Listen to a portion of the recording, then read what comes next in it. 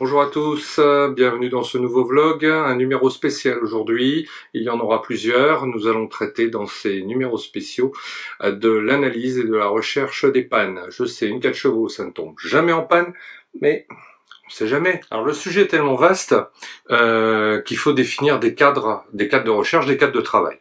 Alors on va imaginer un certain nombre de situations et à chaque situation, on tâchera de répondre et de faire notre propre enquête. Voilà, on essaiera de déterminer qui est le responsable. On va partir en enquête, chercher à déterminer le responsable de la panne et qu'est-ce qu'on peut faire. L'objectif, c'est toujours de faire une recherche de panne avec le minimum de matériel, le plus rapidement possible, et on verra dans quel cadre ça peut se faire. Alors, l'hypothèse numéro 1, notre belle voiture est dans le garage, elle a tourné parfaitement la semaine dernière, on l'a rentrée dans le garage, tout allait bien, et ce matin, on veut faire une petite sortie, on a été invité, on veut faire une petite sortie, et on monte dans la voiture, on veut mettre en route, et rien ne se passe. Voilà. Donc ça, c'est le premier cas de figure. Et on essaiera de voir le maximum, je ne dis pas tout, mais le maximum des cas de figure possibles. Alors, n'hésitez pas à mettre des commentaires en disant bah tiens, moi j'aimerais bien voir tel cas de figure. Par exemple, j'ai roulé 50 km et la voiture a commencé à tousser, elle s'est arrêtée, elle veut plus redémarrer.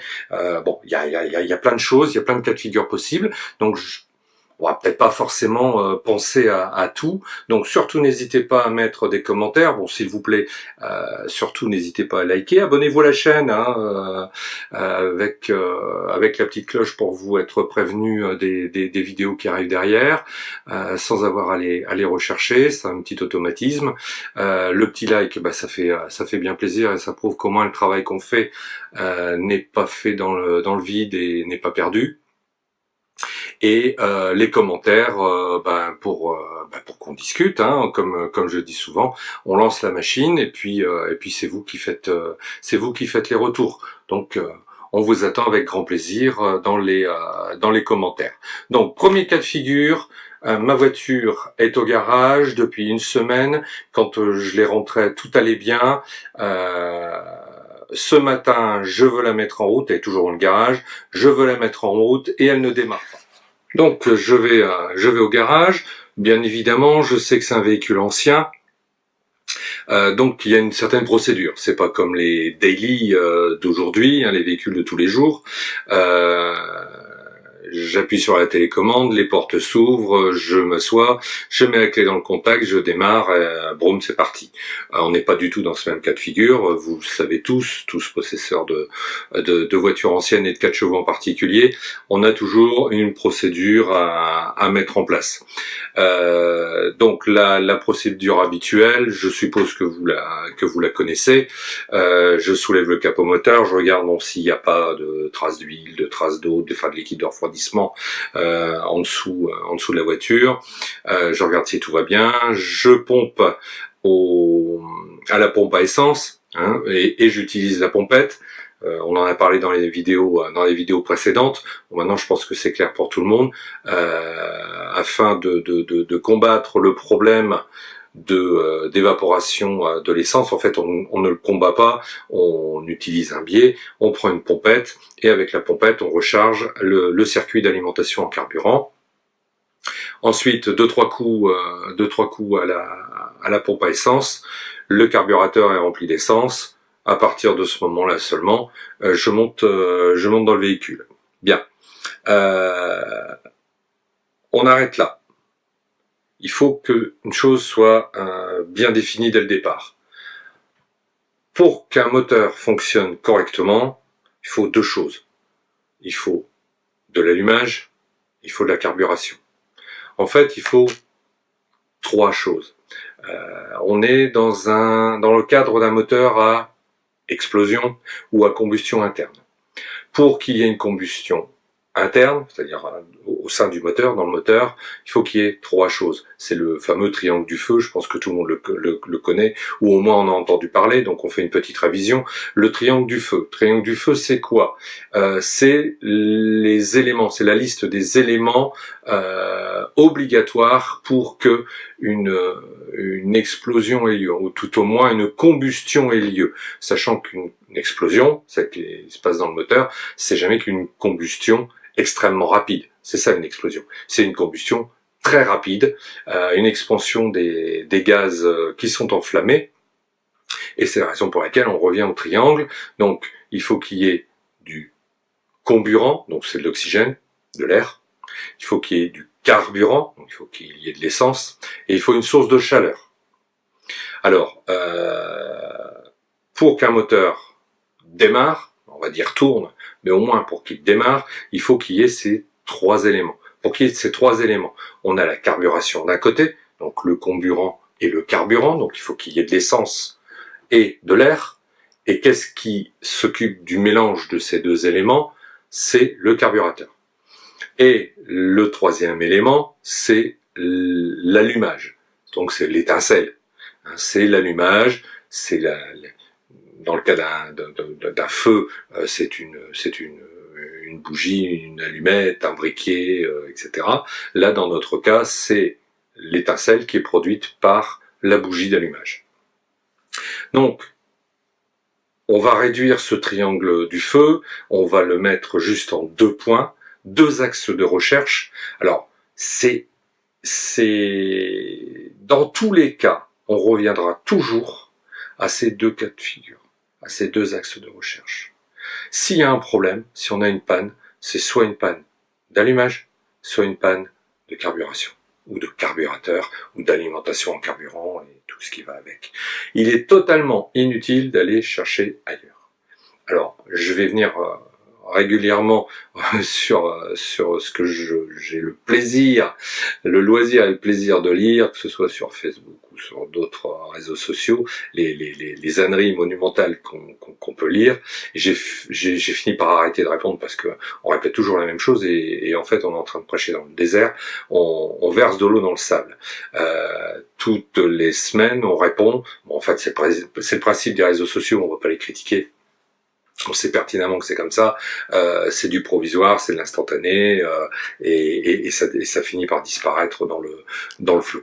Et en règle générale, on a toujours quelqu'un qui vient intervenir, vous savez, Bob le restaurateur, qui vient intervenir et qui nous sort une ânerie, et tout ce qu'on a pu donner comme bonne information, elle finit par se perdre dans un flot d'âneries. Donc c'est une des raisons pour lesquelles j'ai arrêté de participer et de répondre à ces questionnements, et je préfère travailler sur une vidéo. Je pense que celui qui va se donner la peine de la suivre, il y a des choses qui resteront, et il ne posera pas de questions bien souvent un peu débile, tellement basique.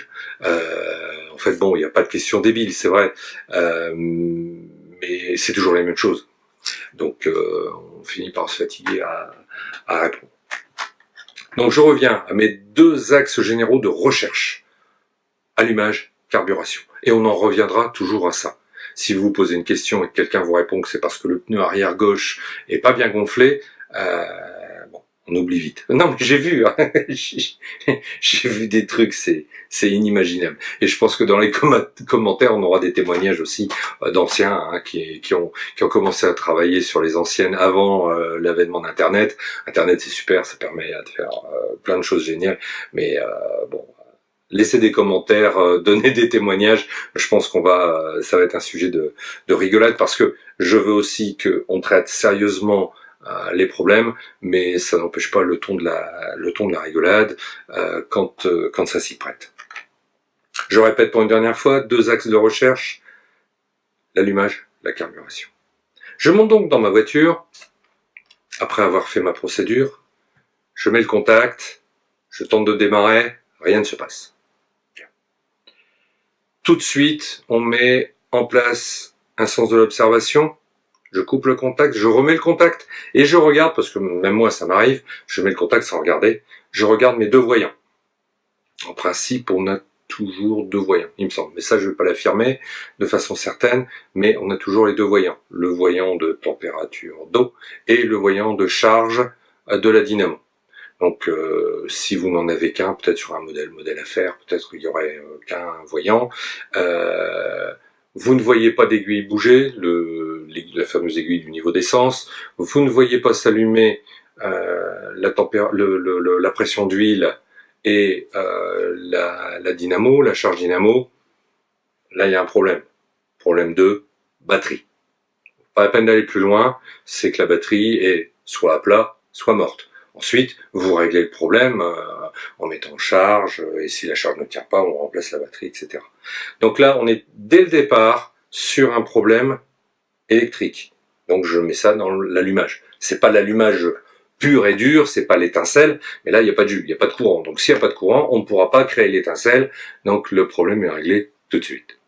Donc ça, c'est le premier cas de figure. Je mets le contact, rien ne s'allume, l'aiguille d'essence qui normalement devrait monter, même un peu progressivement, mais elle devrait monter. Si rien ne se passe, c'est qu'il n'y a plus de courant. Peut-être qu'on a oublié ça arrive aussi, de remettre le câble parce qu'on a voulu faire comme un coupe-circuit, on a coupé le circuit général pour charger la batterie par exemple, donc on a retiré un câble, pensez à le remettre et à bien le serrer.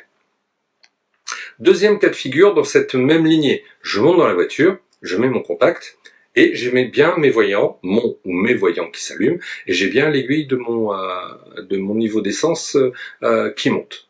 Donc là, j'ai du courant. Je tire sur le démarreur, donc de 2 façons possibles, sur nos 4 chevaux, soit par le Neumann ou le contact au tableau de bord, près du volant, ou la tirette qui se trouve à notre droite, près du frein à main et du levier de vitesse.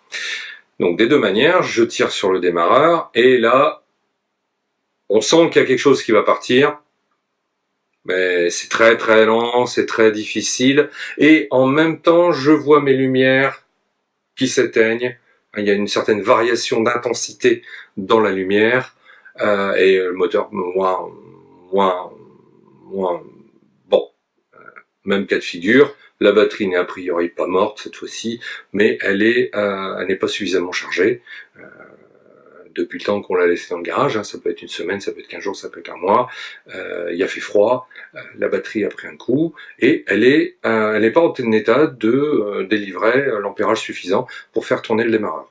Surtout en 6 volts, on sait que ça c'est assez fragile, et ça pepse pas très fort.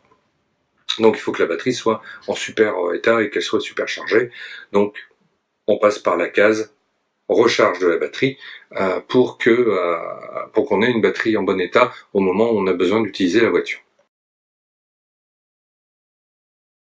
Le cas de figure suivant, c'est que là cette fois-ci on a tout fait bien dans les règles, la batterie est bien chargée, on a été prudent, on a mis même la batterie sur un petit chargeur de maintien de charge, donc on sait qu'elle est au top, on a débranché tout ça, on monte dans la voiture, on tire sur le démarreur répond, la batterie donne bien le jus qu'il faut. Mais la voiture ne démarre pas. On a tiré une fois, rien, deuxième fois, troisième fois. Pas la peine d'insister pendant 8 jours, de décharger la batterie. Je répète, batterie de 6 volts, c'est faible, faut pas se mentir, faut pas se cacher la vérité. En 6 volts, on est limite, donc ne tirons pas pendant 8 jours sur le démarreur jusqu'à ne plus avoir de batterie. On remet encore une fois à plus tard l'exécution de ce qu'on souhaite faire. Donc là, le démarreur tourne bien, mais ça ne démarre pas. Pourquoi ça ne démarre pas? Bon, dans ce cas-là, on sort de la voiture, on coupe le contact, on sort de la voiture. On est face à notre moteur, bon, après l'avoir un petit peu traité de tous les noms, ça fait du bien, ça soulage. On passe à la réflexion. Qu'est-ce qui peut bien se passer?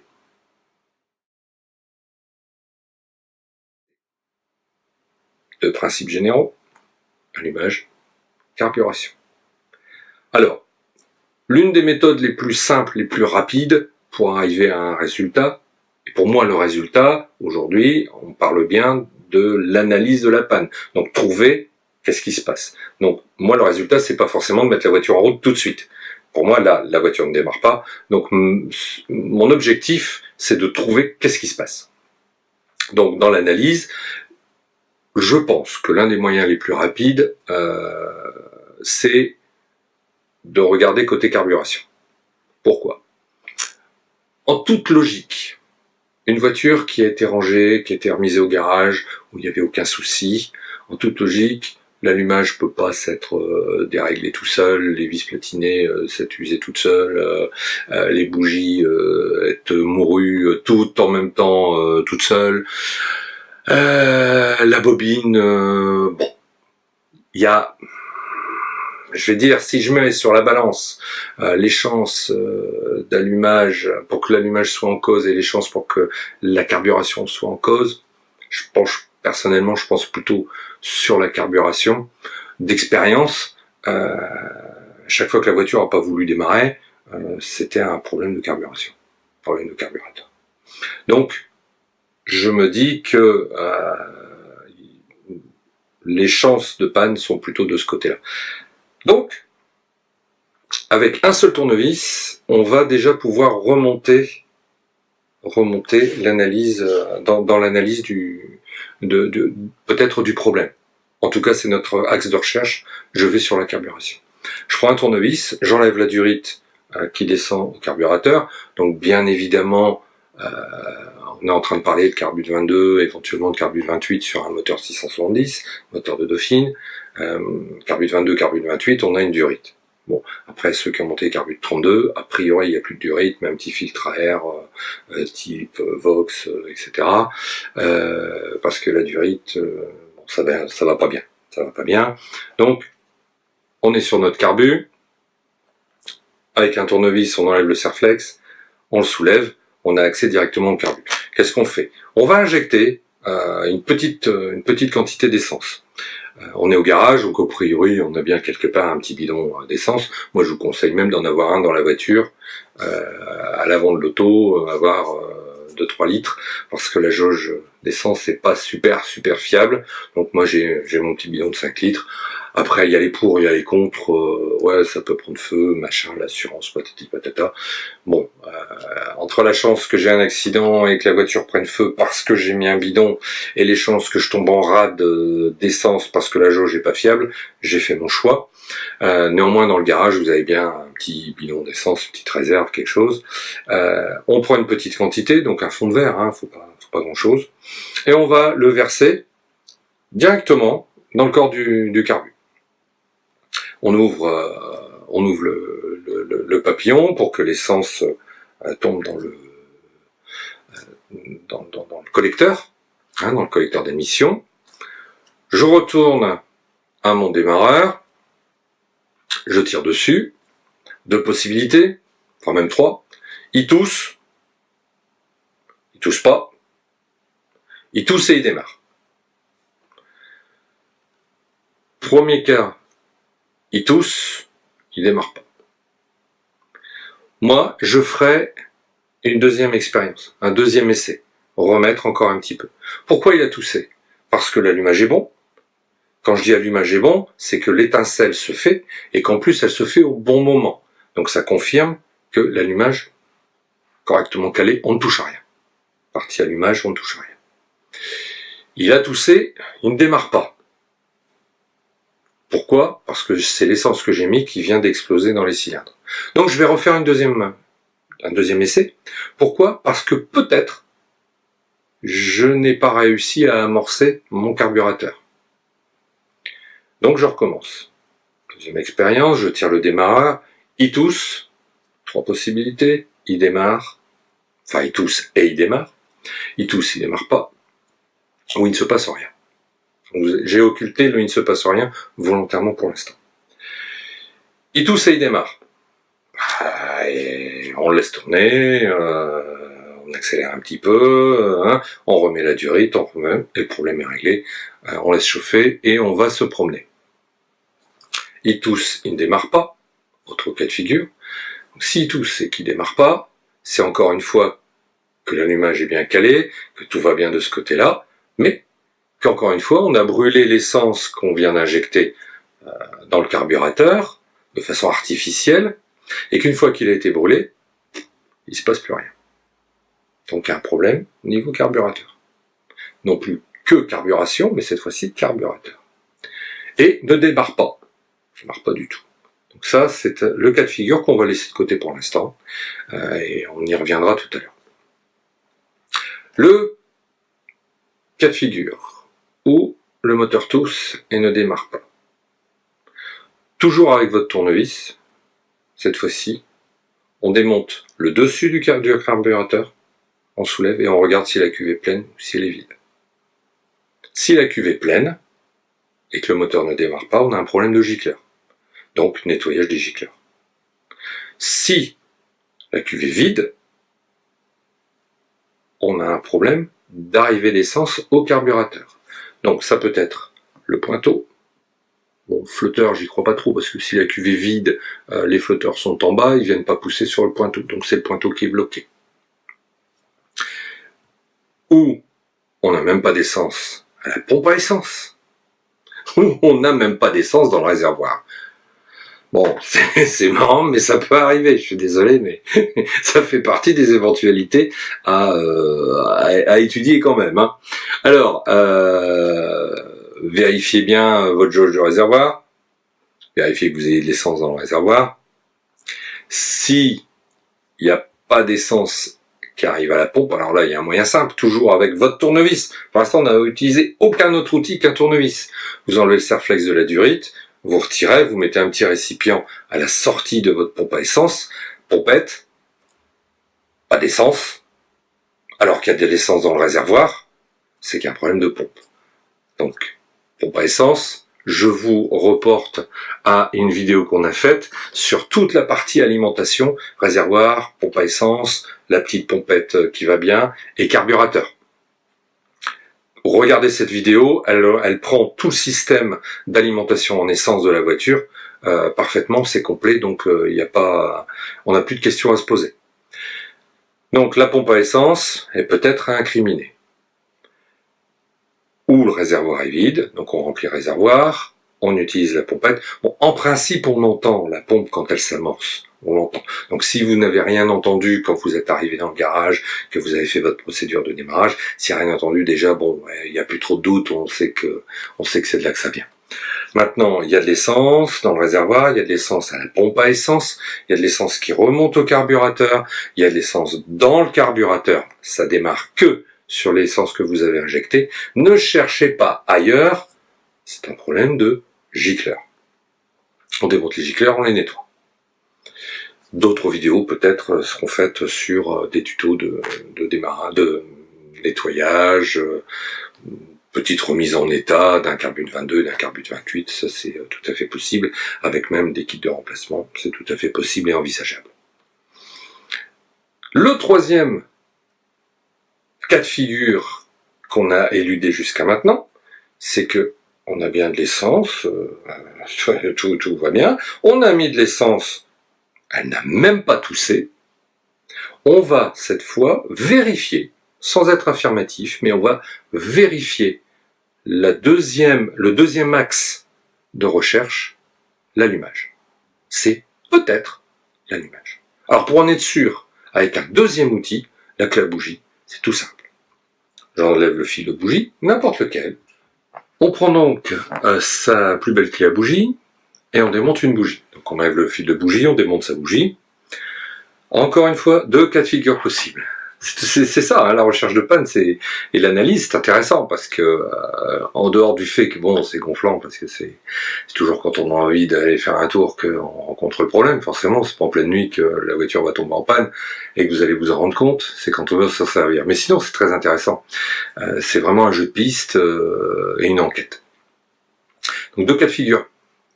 Votre bougie est sèche ou votre bougie est trempée.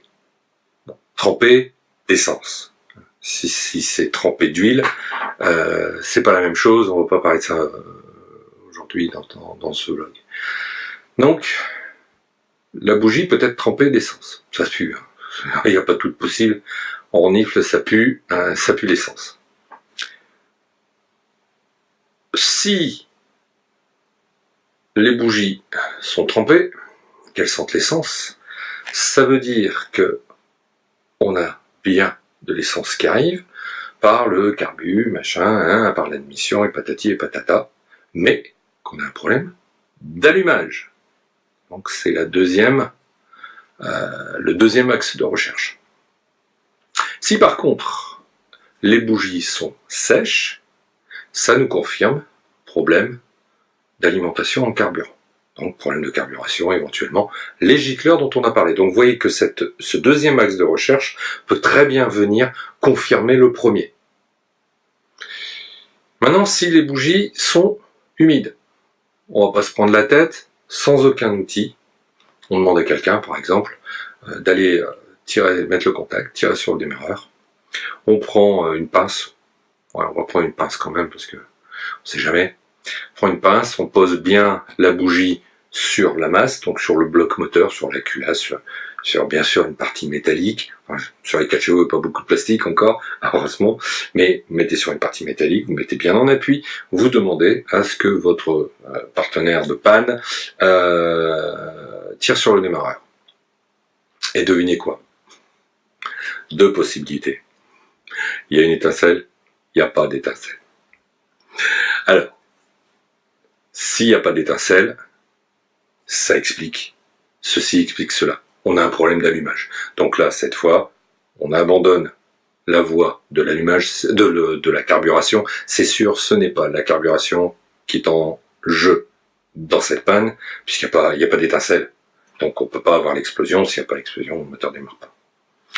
Si il y a une étincelle, alors que la bougie est trempée, là on peut se dire, il y a un quiproquo, il y a un problème. Mais un vrai. C'est-à-dire que là, on a de la carburation et on a de l'allumage. Comment se fait-il que le moteur ne démarre pas? Il y a tout ce qu'il faut. Attendez, on a le triangle du feu, on a la combustion parfaite. On a de l'air, on a de l'essence, la preuve, la bougie est trempée, et on a une étincelle, donc on a de quoi mettre le feu aux poudres. Oui, mais l'allumage, l'étincelle, peut bien ne pas se produire au bon moment. Donc on a de l'allumage, on a de la carburation, mais le moteur ne démarre pas parce que l'étincelle ne se fait pas au moment où elle doit se faire. Donc un décalage d'allumage, etc. C'est une autre piste de recherche. On répondra à ce problème plus tard. Là, on est dans le cas de figure où pas d'étincelle, problème allumage, étincelle mais bougie mouillée, problème allumage. Donc là, on commence à s'éloigner du phénomène, du problème possible venant de la carburation. Si la bougie est sèche, gicleur. C'est que l'essence n'arrive pas. Si la bougie est mouillée, pas d'étincelle, bougie mouillée, étincelle. Donc là, on a déjà réussi en quelques instants, hein, parce que là, effectivement, l'explication peut être longue, parce qu'à chaque fois, on a 2 voies possibles. Mais si vous avez ce réflexe, cette intelligence mécanique, de dire c'est ou l'allumage ou la carburation, ça peut dire les 2 en même temps, sur une voiture qui a roulé la semaine dernière, sans problème, soyons logiques. Hein, il y a de la logique dans tout ça. C'est ça l'intelligence mécanique, c'est de la logique. Donc, si c'est pas l'allumage, c'est la carburation. Si c'est pas la carburation, c'est l'allumage. Les 2 en même temps, moi je veux bien, mais alors c'est que vraiment on n'a pas de bol. Alors, surtout, pour l'instant, on n'a touché à rien. On n'a rien déréglé. On s'est contenté d'examiner et de faire une analyse, une recherche, une enquête. On a fait une enquête. Donc, voilà, pour l'instant, on va s'arrêter là. Je vais vous laisser digérer déjà cette partie-là. Et on reprendra à partir d'un bout de piste et on continuera. Là, on a vu de toute façon la partie carburation, elle est claire. Vous avez tout le cheminement jusqu'au gicleur. Donc ça, c'est ok. Peut-être on fera un tuto pratique d'un démontage de carburateur. Pourquoi pas, hein, ça c'est vous qui le demanderez si vous le souhaitez.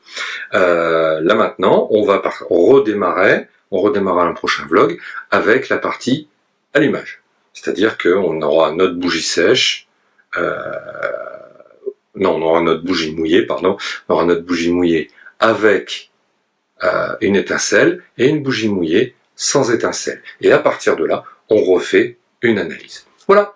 Je vous laisse digérer tout ça parce que c'est pas simple. Et bon, bah, je vous souhaite plein de bonnes choses et surtout de ne jamais tomber en panne.